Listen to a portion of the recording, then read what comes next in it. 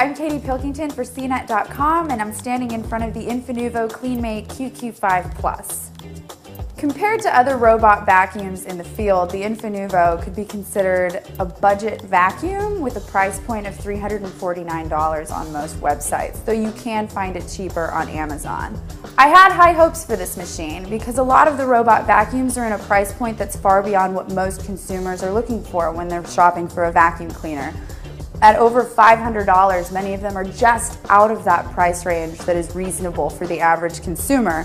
The Infinuvo at $349 seemed to be a really good answer to that, but unfortunately it seems in this case that you get what you pay for. Like many of the other robot vacuums we tested, the Infinuvo features a wall dock and a remote control, and it's fully programmable. You can program it to turn on at different times on different days of the week.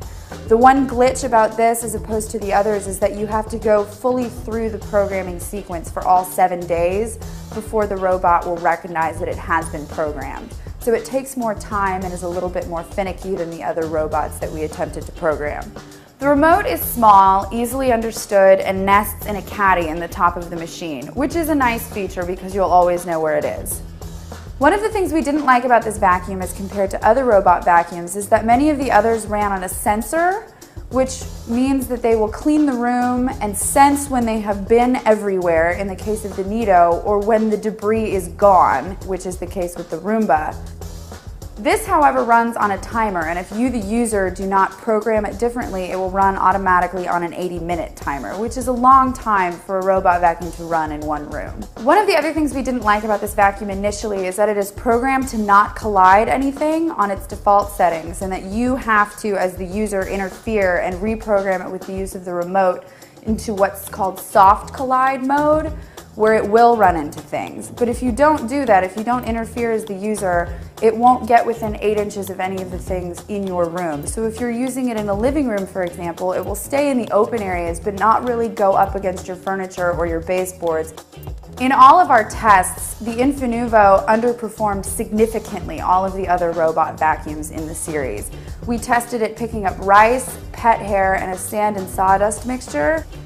With the case of our pet hair tests, all of the pet hair that looked as if it had been picked up by the robot vacuum was in fact jammed underneath the roller wheels and under the front guide wheel of the machine, which took about 10 minutes to clean out every single time. In our tests involving rice, the Infinuvo scattered it, creating more work again, as with the pet hair. I think it's important to note that these machines are generally intended to make your life easier within your home and its maintenance, and I can honestly say that this created more work than it saved for me in all of our tests across the board. We also didn't like the dustbin at all. It seems poorly designed. As soon as you pull it out of the machine, most of the contents are forced forward out of slits in the front of the bin. So it doesn't hang on to anything that it picks up either, which again creates more work. Unlike many of the other machines we looked at, the Infinuvo boasts a UV light, which in theory would kill dust mites and bacteria in your carpet. One of the things we were interested in testing with all of these robot vacuums was how they behaved with their sensors towards a ledge.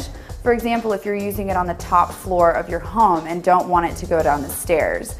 The Infinuvo failed the cliff test pretty miserably, but did as well as we would have hoped any of the machines would have performed on the stairs. It sensed the stairs and didn't go over the ledge.